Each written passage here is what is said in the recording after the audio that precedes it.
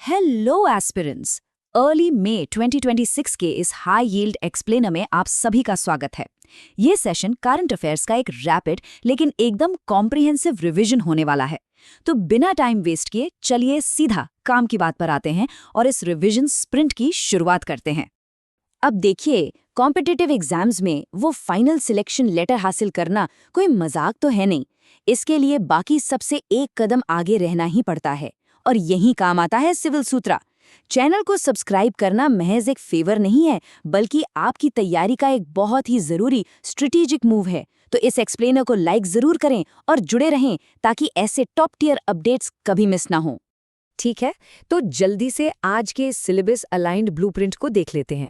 हम कवर करेंगे नेशनल और स्टेट अफेयर्स, ग्लोबल और security updates, business and economy milestones, sports highlights और लास्ट में मई के कुछ इंपॉर्टेंट डेज।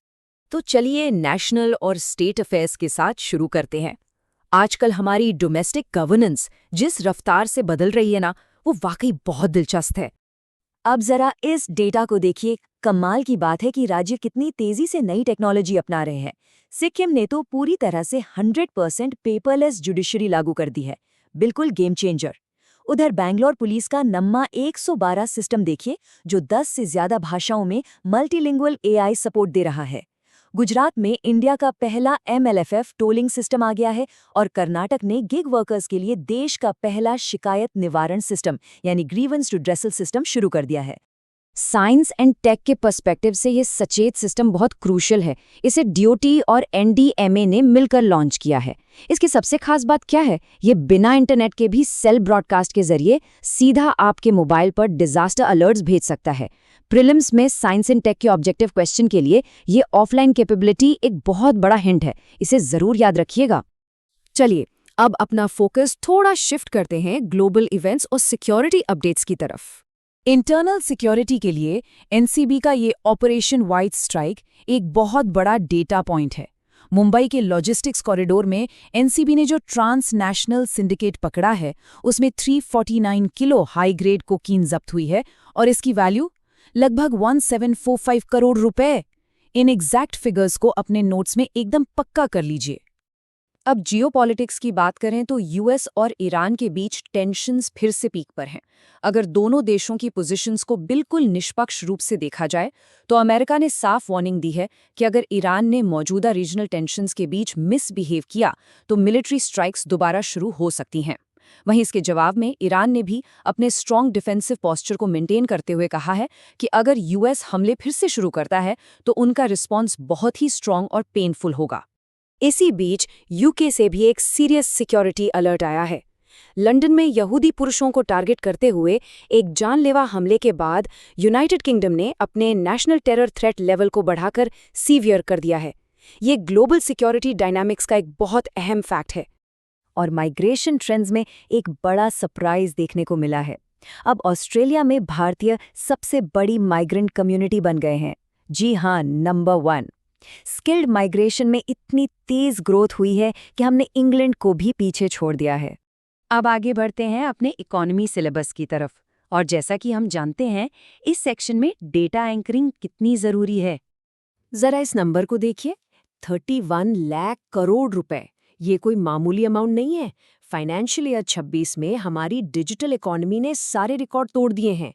पूरे 24,162 करोड़ UPI ट्रांजैक्शंस हुए हैं। ये शानदार आंकड़ा साफ दिखाता है कि इंडिया का डिजिटल डोमिनेंस किस लेवल पर पहुंच गया है। और कंप्लायंस के मोर्चे पर भी रिकॉर्ड्स बन रहे हैं। अप्रैल का GST कलेक्शन 2.43 लाख करोड़ रुपए के रिकॉर्ड हाई पर पहुंच गया। इसके अलावा ग्लोबल रैंकिंग्स की बात करें तो वर्ल्ड प्रेस फ्रीडम इंडेक्स में भारत की रैंक अब 151 हो गई है, जो 2023 में 161 थी। मतलब एक जंप देखने को मिला है। और एजुकेशन में IIM बैंगलोर ने QS MBA रैंकिंग्स में इंडिया में टॉप पोजीशन हासिल की है। ऑलराइट, अब आते हैं स्पोर्ट्स हाइलाइट्स पर। प्रीलिम्स में यहाँ से जो क्विक 1 मार्कर्स बनते हैं ना, उन्हें मिस नहीं किया जा सकता। थॉमस कप में इस बार इंडिया को ब्रॉन्ज मेडल से संतोष करना पड़ा। टीम को सेमीफाइनल में फ्रांस के खिलाफ 0-3 से हार का सामना करना पड़ा। उधर क्रिकेट में IPL 2026 में RCB के 36 इयर्स के Bhuvneshwar Kumar purple cap race में टॉप पर बने हुए हैं।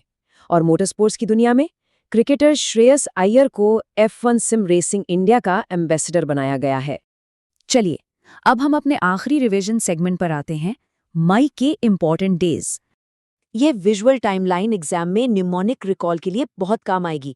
1 मई को काफी कुछ होता है। इंटरनेशनल लेबर डे मनाया गया, बुद्ध पूर्णिमा जिसे वैसाख भी कहते हैं वो भी 1 मई को ही थी, और साथ ही महाराष्ट्र और गुजरात का 66वां स्थापना दिवस भी। याद है ना, 1960 में बॉम्बे स्टेट का डिवीजन हुआ था और इसके ठीक बाद 3 मई को world press freedom day observe किया गया।